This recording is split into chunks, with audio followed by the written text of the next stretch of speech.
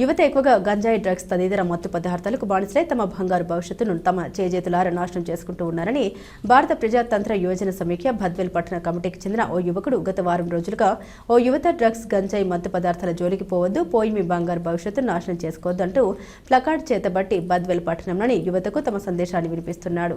యువత డ్రగ్స్ వంటి మత్తు పదార్థాలకు దూరంగా ఉండాలని ప్లకార్డులను చేత పట్టుకుని ఉదయం మరియు సంధ్యా వేళల్లో బద్వేల్ పట్టణంలోని 4 ప్రధాన రహదారులు మరియు ప్రధాన వీధుల్లో తిరుగుతూ తమ సందేశాన్ని వినిపిస్తున్నారు.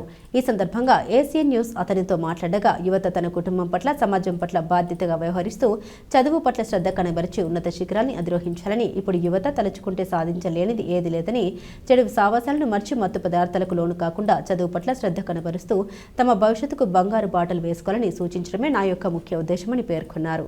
డివైఎఫ్ఐ బద్వేల్ పట్టణ కమిటీ ఆధ్వర్యంలో గత వారం నుంచి ఓ యువత డ్రగ్స్, గంజాయి, మత్తు పదార్థాలకు బానిస కాకూడదని, మీ బంగారు జీవితాన్ని నాశనం చేసుకోవద్దని గత వారం రోజుల నుంచి ప్లేకార్డ్ పట్టుకొని 4 రోడ్ల సెంటర్లు తిరిగి ప్రజల్లోకి అవగాహన కల్పించడం జరుగుతుంది.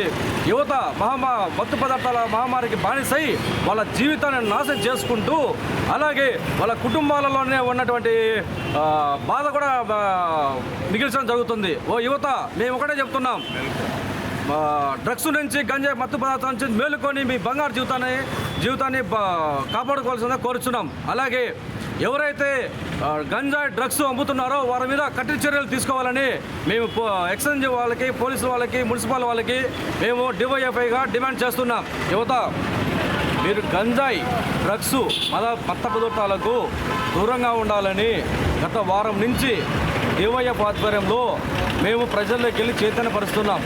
కాబట్టి మా కోసమైనా సరే, మీ కుటుంబాల కోసమైనా సరే మీరు మత్తు పదార్థాలకు వీడి మీ బంగారు జీవితాన్ని సాకారం చేసుకోవాల్సిందిగా, అలాగే మత్తు పదార్థాలు సేవించి మీ కుటుంబాలే కాకుండా పక్కకున్న కుటుంబాల జీవితాలు కూడా నాశనం చేయొద్దని మా డివైఎఫ్ఐగా డిమాండ్ చేస్తున్నాం.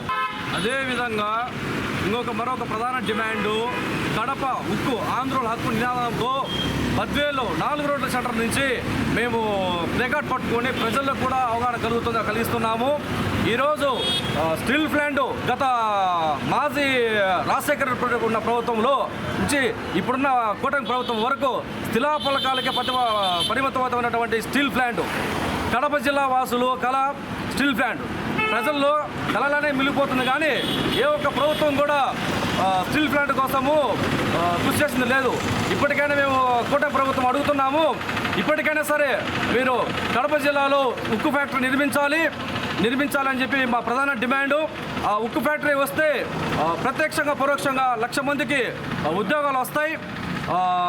ఉద్యోగాలు లేక చాలామంది కూడా గల్ఫ్ దేశాలకు, ఇతర రాష్ట్రాలకు వెళ్ళి పని చేసుకుంటున్నారు. అదే మన కడప జిల్లాలో ఉక్కు ఫ్యాక్టరీ పడితే ప్రత్యక్షంగా పరోక్షంగా యువతకు ఉన్నటువంటి నిరుద్యోగం కూడా పోతుందని చెప్పి మా ప్రధాన డిమాండు. ఇప్పటికైనా కూటమి ప్రభుత్వము స్టీల్ ప్లాంట్ పెట్టి కడప జిల్లా వాసుల కళని నెరవేర్చాల్సిందిగా కోరుకుంటున్నాం. డివైఎఫ్ఐ ఇది ప్రధాన డిమాండ్గా చెప్తున్నాం.